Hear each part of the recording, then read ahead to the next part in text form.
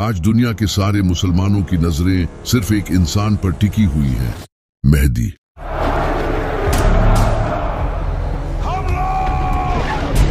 हर कोई इस इंतजार में है कि कब इमाम मेहदी आएं और मुसलमानों को लीड करें ताकि मुसलमान पूरी दुनिया पर हुकूमत कर सके।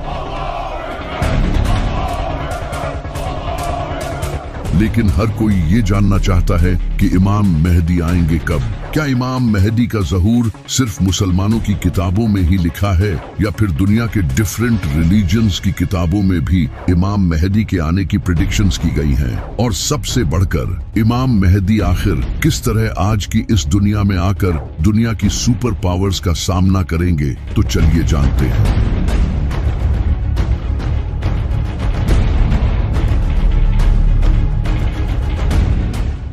ये जो लफ्ज है महदी, इसका मतलब होता है रहनुमाई करने वाला, यानी कि एक ऐसा इंसान जो लोगों को जुल्म से निकालकर जीत दिलाए। और ये कंसेप्ट नबी सल्लल्लाहु अलैहि वसल्लम के आने से पहले का दुनिया में एग्जिस्ट करता था। आप सल्लल्लाहु अलैहि वसल्लम से हजारों साल पहले हजरत नूह अलैहिस्सलाम के टाइम पर, जब लोग हद से ज्यादा करप्ट हो चुके थे, बुत प्रस्ती, करप्शन, जुल्म, नाइंसाफी लोगों में भरी हुई थी।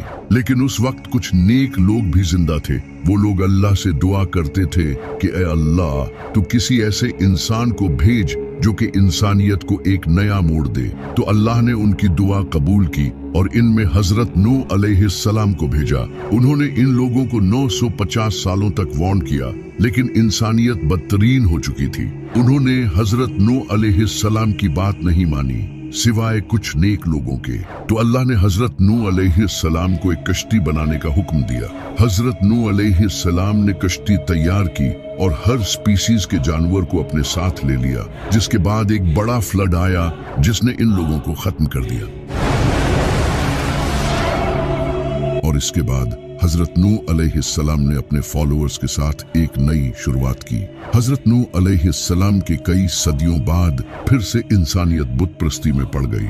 उस वक्त की बुक्स में भी ये लिखा था कि एक ऐसा इंसान आने वाला है जो कि अल्लाह का दोस्त होगा, जो कि हजरत इब्राहिम अलैहिस्सलाम थे।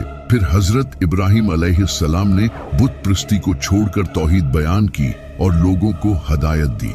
हजरत इब्राहिम अलैहिस्सलाम के कई सदियों बाद बनी इसराइल इजिप्ट में बड़ी तादाद में बढ़ने लगे और ग्रो करने लगे।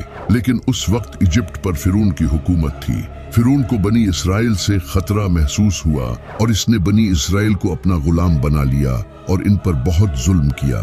कई सालों तक बनी इसराइल पर जुल्म होता रहा और वो लोग अल्लाह से दुआएं करते रहे कि तू ऐसा नबी भेज जो हमें इस गुलामी से आजाद करे। तो अल्लाह ने इनकी तरफ हजरत मूसा अलैहिस्सलाम को भेजा। हजरत मूसा ने फिरौन को डिफीट करके बनी इसराइल को आजाद किया। हजरत मूसा अलैहिस्सलाम से कई सदियों बाद हजरत ईसा अलैहिस्सलाम का वक्त आया। उस वक्त बनी इसराइल फिलिस्तीन में रोमन्स के अंडर थे और करप्ट जूइश प्रीस्ट इनके इमाम थे और कई वक्त से इनमें कोई नबी नहीं आया था। बनी इसराइल एक मसीहा के इंतजार में थे और इनकी बुक्स में भी उसके आने की खबरें लिखी थी, जो कि आज भी बाइबल में लिखी है। और फिर वो मसीहा हजरत ईसा अलैहिस्सलाम की सूरत में आया।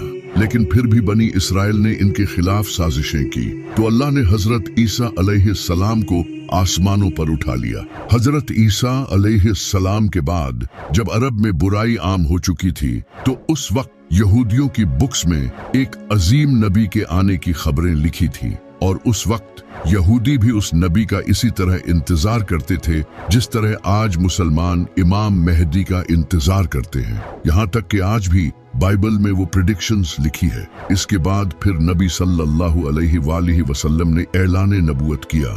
तो ये जो मसीहा का कॉन्सेप्ट है, ये बनी इसराइल में पहले से मौजूद था। इसी वजह से इस्लाम के एक बेहतरीन स्कॉलर और पोएट अल्लामा इकबाल भी इमाम मेहदी के इस कॉन्सेप्ट को नहीं मानते थे। इनका ये कहना था कि ये कॉन्सेप्ट मुसलमानों ने यहूदियों और क्रिश्चियंस से लिया है।